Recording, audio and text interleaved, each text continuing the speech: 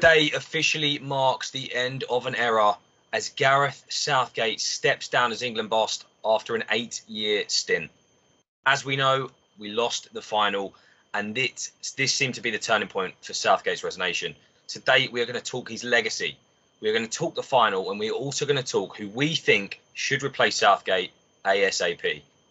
Let's kick things off, and we'll start with the legacy question about Southgate, because there's absolutely no doubt that a big percentage of the England fan base this tournament has really turned against him. What I do want to say before we kick this off is just go through a couple of stats very, very quickly. And in my opinion, this is how he should be remembered. We got to a first World Cup semi in 28 years. We got to a first major men's final in 55 years. And he's won more KO games, knockout games, than the prior 50 years.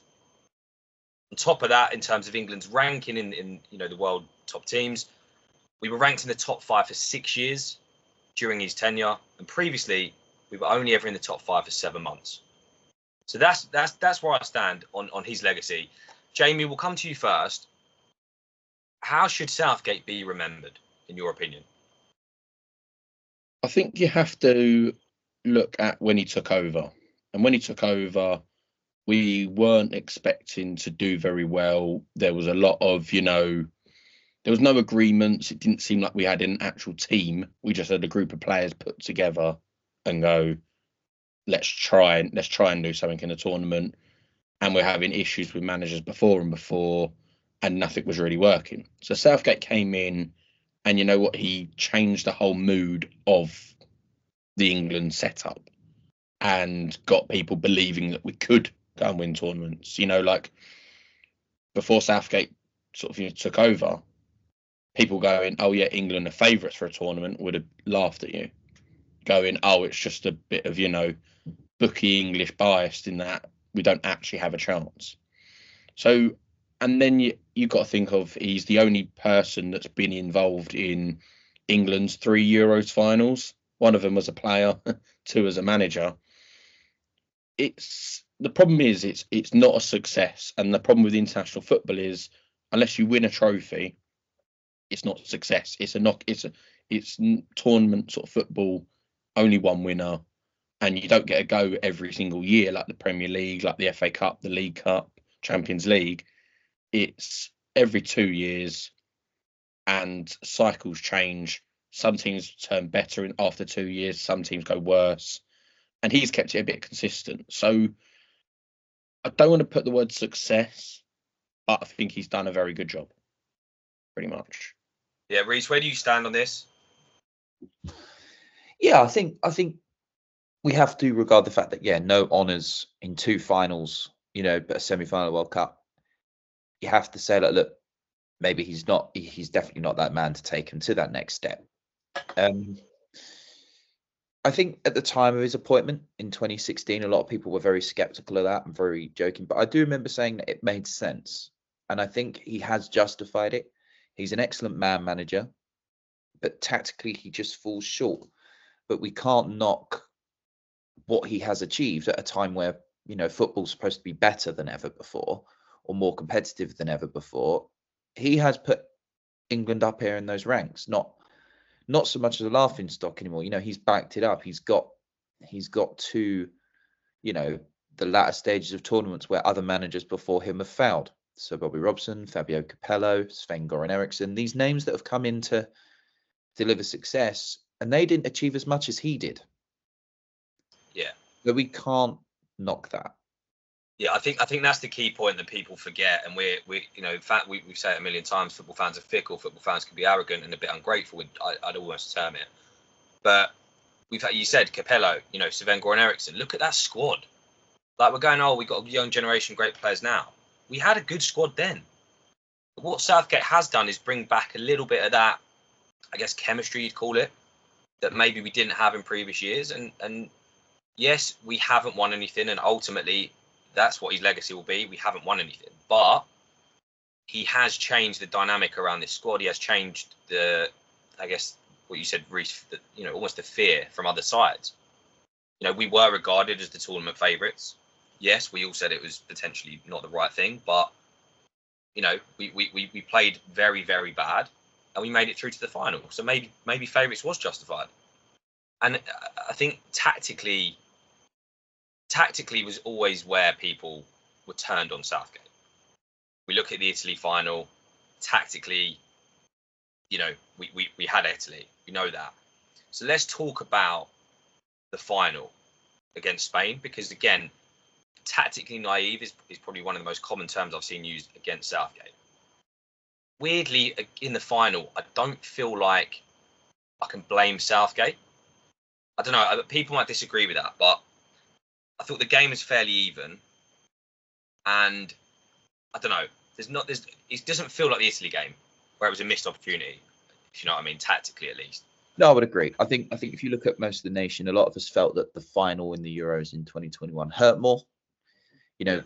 We got there at Wembley, background, against let's not forget an Italy side that has failed to qualify for the last 2 World Cups and put in a pretty poor performance in this tournament. We blew it. We blew that one when it was in our hands. Again, we had an opportunity to step up. When we come against the better sides, we are constantly failing.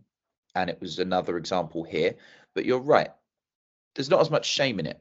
I think because there was that negative aura around it that, oh, we're here on luck, playing negative football, blah, blah, blah. We still got there. Like I said, I've stuck up for Southgate in England throughout this tournament and felt that what he was doing was the right approach. But we knew Spain were going to pass us off the pitch. I mean, they had, 65% possession? But we still managed 4 shots on target. So it's disappointing, yes, but Spain have been the best team in this tournament. Most consistent out of the lot, not scraping wins, actually putting in good 10 out of 10 performances. So we lost to the team that deserved it at the end of the day. Yeah. I agree with Reece on that, saying Spain won the tournament by being the best team. You don't always have to be the best team to win the tournament, but Spain definitely did. Whereas the Italy game, and I said it to you boys when we were out, that watching the game, it didn't feel as bad as the Italy one. The Italy one felt like the missed opportunity because they weren't that great of a side, and I felt we played better in that tournament compared to this one. That's also you got to go against Southgate in that, because before this tournament we were looking at us as an attacking side being second best maybe behind France, or even the best, and we've scored so little goals, created so little opportunities. I think I saw an XG stat, I don't know if it's correct or not, it was Croatia created more XG and they got knocked out in the group stages. It's stupid in terms of the attacking prowess we had, and that's the big but against Southgate. Yes, he's got to finals, hasn't won them. If you're going to play that way, I think you've got to go 2 routes. It's be entertaining and hopefully win things, or be crap and you have to win things. And unfortunately, he's not won things, and that's probably why everyone during the tournament was negative about England's performances, and it's probably the right time for him to go and someone else to take over. But I do think as well, fans and media have to take a share of the responsibility in this, because they keep forgetting how easy our routes seem to be in these tournaments. You can only beat what's in front of you, but when it comes to the better side, Holland are not a great side. They're not. The Germany side in the last Euros were not a good side. And we beat them, and we all danced around and jumped around like we just, passed Argentina off the pitch and beat them 6-0. And when it come to it, the big moment, we lost. That is failure, yes, but it's also overhyping, unnecessary overhyping. Look how good we are. Look how good we are. Yeah, but we don't deliver when it matters. I'm critical of that with a lot of managers across domestic football too, but they've got to take responsibility. Look at things a little bit more balanced here. Give Southgate credit where he deserves it. Give the team credit where they deserve it. Be critical too. No need to overhype. No need to overthink things. Acting like this is the first time they've ever seen Bellingham play. He's done well. He has done well.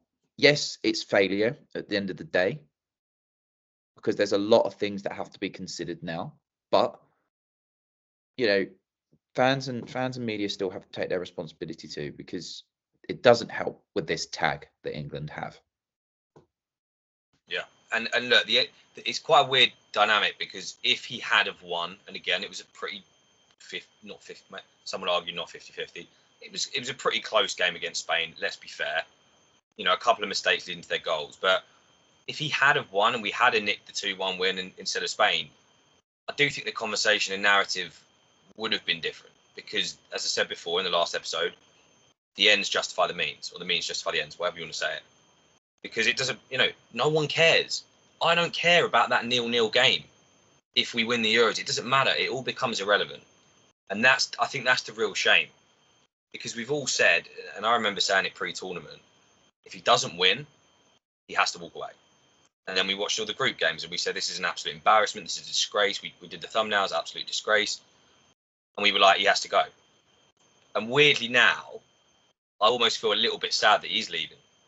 And it's crazy how it works, because we have been so bad. But I kind of want to see Southgate go and do it now. Obviously, it's not going to happen. But it's a strange one how the narrative, and maybe everyone will disagree with me on that. But that's because you want England to win the tournament anyway. Yeah, it's not for Southgate. It's for England winning the tournament. But like, in the other argument to that is, whoever we're going to pick as our sort of three managers, if one of them goes and wins the tournament, we couldn't care less about Southgate. You got to remember that. Yeah, fair. The whole point is we want England to win. Yeah. And Southgate's been there long enough. I think he was something like, he might have been the longest manager in sort of like the tournament, 4 managers, or one of the top ones at least. He's had a fair number of shots and he's coming just short. And that's where you might need someone who's a better manager than him. It's not being disrespectful. There are better managers than Southgate to take us over that line that he just couldn't get to. And it would be nice if he won it this time. We'd all be celebrating. And we probably wouldn't have the podcast today because we would still be celebrating. But it's, sometimes it's just the right time to move on. And I think that's where it is with Southgate now. Yeah, well, I guess that's a nice segue into our sort of final part of this pod. But who is going to replace him? Who could replace him? And who do we want to see ultimately take the step into the England role? I'll kick things off, and maybe it's a bit of a rogue one. Doesn't maybe make sense right now. But I'd want us to mix up the current format. I know everyone wants our English manager, whatever. But does it matter? Does it really matter? Like, we want to win trophies at the end of the day. So I'd scrap the whole sort of English narrative. I'd go for someone like a Jurgen Klopp, who, yes, I know he's had his critics, but the bottom line is he was a success at Liverpool. He is a top-level manager, in my opinion, and he plays attacking football. He plays exciting, high-press attacking football, which, whether we love or hate Liverpool, that's what we want to see. Obviously, he's out of work at the minute. I know he needs a break and all of that, but if he's running out of energy, and the England role is perfect because you're not on it 24/7. You don't have to go to games every 3 days, and he doesn't have to play on a 12:30 kickoff either. So he'll absolutely love it. So yeah, I'd go for Klopp. So with Klopp, to be fair, I just want to go to your first point. I agree with it doesn't have to be an English manager. Got to remember, there's not been a single English manager who's won the Premier League. So it's not like we're the final of success for managers.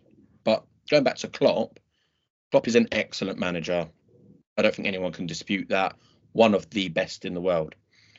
The problem I have with it, I think you kind of touched on it. I think it is unrealistic. You've got the sort of Liverpool Scouse versus English kind of relationship. Does Klopp want to sort of taint anything against some Liverpool fans? Probably not. And I've also seen that Klopp's already been offered the USA job, and he basically didn't even go into talks, rejected it, went, I need a break from football. And that's the reason why he's left Liverpool, not because of time and not being successful. It's just he wants a break. So I just think it'd be unrealistic. He'd be a very good manager for England, but it's also, does high press attacking football work for an international tournament? I don't know. I don't have that answer because players get tired very quickly.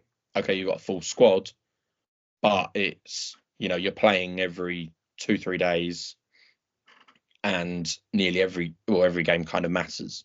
And if you lose one, you're going home. Whereas in the Premier League, for example, you lose one, okay, you go back, you go again next week, and then you perfect it, you get it right, you get the blend in. So that's the only problem with that possible sort of about Klopp. But otherwise, it'd be a fantastic appointment, and I don't think anyone would actually complain him joining, apart from Liverpool fans who are Scouse, not English kind of vibe. Yeah. Yeah, I think that's fair. What I would say as well, obviously the World Cup's in 2 years, so he, doesn't have to come right now. Could have a break and then join, but maybe that's not right. Who would you guys go for then? If Klopp isn't the right man, who would you guys go for? My pick is personally, I think Klopp is a good shout. I think he's the dream pick, but I think he's going to do another club before he thinks about it. I think, to me, it's just going to be for Graham Potter. Obviously, he's available, but I know a lot, or even Eddie Howe is a shout if he wanted to, because I think both of those players have a habit of making players better. I think at international level, you can't have a manager. So a Mourinho, for example, isn't going to work. But a coach that can improve players. I mean, like I said, Eddie Howe has made Anthony Gordon a better player than we ever thought. Joelinton a better player than we ever thought. Graham Potter as well has taken teams that have been pretty bang average in Sweden. Of course, Swansea here and Brighton. For the Chelsea thing aside, I can't put the blame on him there. They would have that ability, I think, with that tactical nous that Southgate lacks, to take them to that next stage. With that, so I assume, to be honest, Potter makes the most sense. He's English, he's out of work, he fits that kind of character profile, I guess is what you'd say. What, in my head though, with him, and I'd probably throw a Steve Cooper in a similar light. What are we getting that we don't have? Because yes, he's improved clubs. Potter isn't a winner though. Cooper isn't really a winner. So what I'd rather, for me, and maybe I'm wrong, Chelsea job aside for Potter anyway, but I don't think we're getting much more. We've got Southgate, who's got the relationship, he's got the history with his squad, and it feels like to me with Potter or maybe a Cooper, we're basically just getting the same person but someone different. Like, do you know what I mean? It feels like a bit of a copy and paste job.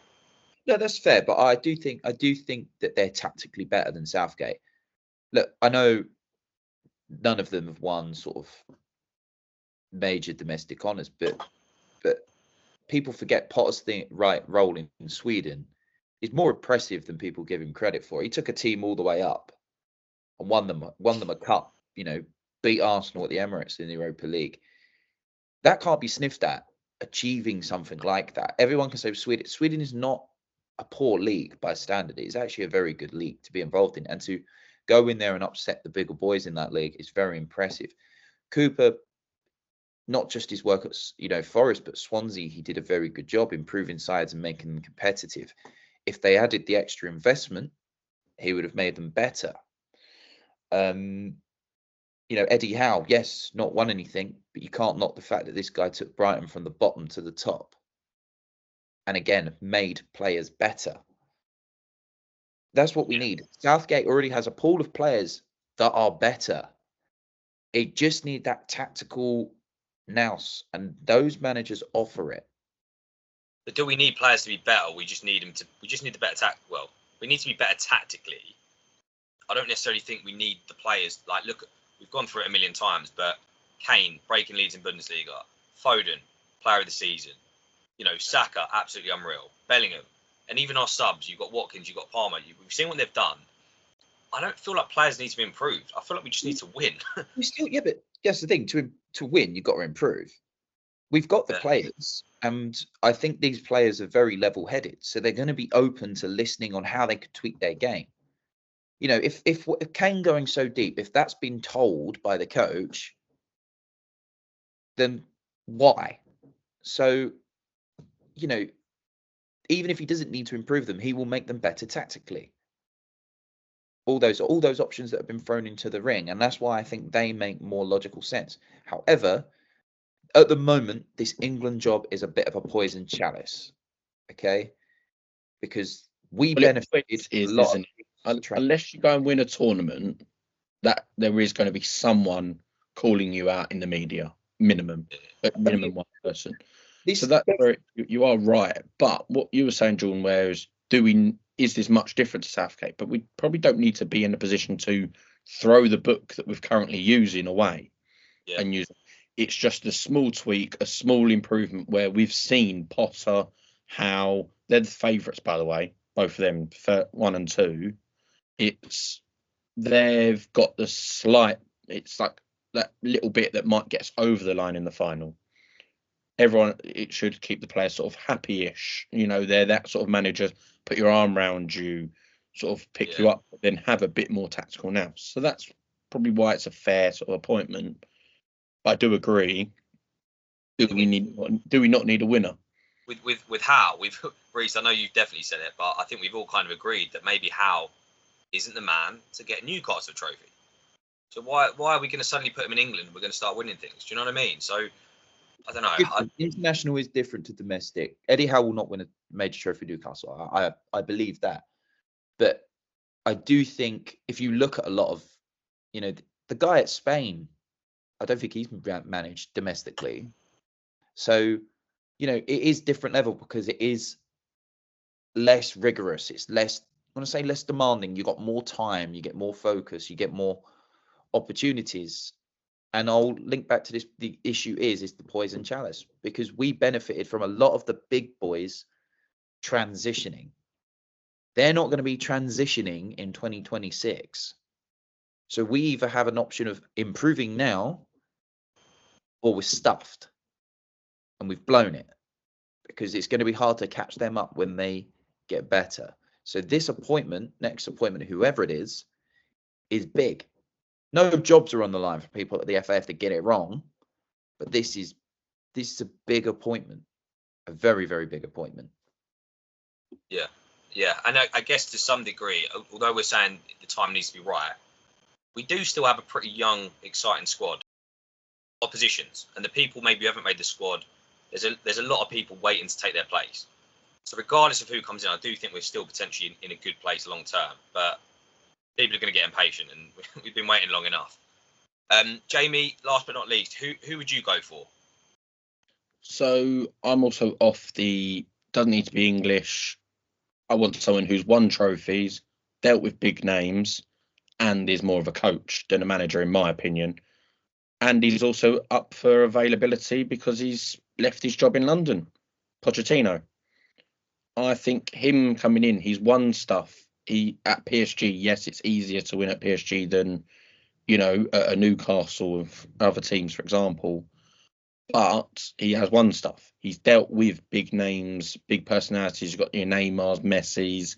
You've had sort of Verratti's, people like that in the team, and we have a few of them in ours. You know, we've got our Bellinghams, our Kanes, our Fodens, Carl Walker, for example, Pickford.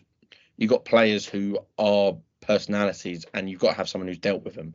But you've also seen under Poch in England, in the Premier League, take Spurs to be one of their most exciting teams, especially in recent years, getting them close to trophies. And you know what? Even Mourinho's won a trophy at every club except for Spurs. So really, you can't fault him with that. And I think he does get it. I think he would suit the international role with being the coach for him. So that's where I think Poch could be the guy to do it. He's got one sticky issue, maybe not. That he lived here a long time. He's lived here a long time, and he obviously sees England as his home. But an Argentinian taking over an English job, if he's successful, he'd probably never be allowed back in Argentina again. Look, I know you don't need to bring politics sometimes or geographical, political issues into football, but we know of the issues there. Let's not be ignorant to think that. Pochettino, would he care? Probably not. But could you imagine the scenes beating Argentina in the final with Pochettino in charge? Good grief. He's an excellent shout. There could be I get your point, and I understand the whole, political, everything else into it. However, he's been in England long enough, so this is where it's more like, if there was going to be serious problems about it, would they not have it already? And I'm less likely to think there is. Yes, if England were in the final against Argentina and beat them, that's a different matter, I think. But I worry about that. Yeah, when he gets there, kind of thing. But I think that you could have that anywhere. Like, I know you're saying there's a bit more of a problem England and Argentina, but if you have, we have a Spanish manager beat Spain in the final, Spain are going to absolutely hate him. So I think it's kind of one of them where whatever country you are, you just don't want to be against your own country in a final, realistically. Yeah, but it's happened before. Like, we've seen it in the women's game as well. It can happen. So I just think it's part of football these days. It's modern day football. Yeah, of course. It's but no foreign manager has ever won a World Cup. Like, when I say foreign manager managing a country that's not his has ever won a World Cup. So. Damn. I mean, what I would say for Poch that maybe a case for him is, you look, admittedly it's a small sample size, one season, but you look last season at Chelsea, you'd argue his best performances were actually against the big sides rather than the small sides. So maybe that is, that's what we've been lacking under Southgate. We've been better against the weak sides, worse against the big sides. Maybe there's a small case to say Poch would do it the other way around. I don't know. But yeah, look, that is pretty much all we've got time for. That is our 3 managerial choices. But as always, we've had our say. We want to hear from you. I think, though, in agreement, we can probably all say that Southgate's tenure will be remembered. It won't be remembered for trophies, but I do think when we're looking back in 5-10 years' time, I do think this will be a pretty memorable era in England's history of a transitional period from a team that no one loved, no one wanted to watch, to a team that people are behind. And hopefully the next manager can get us that trophy we've been waiting a long time for. But as always, like, comment and subscribe.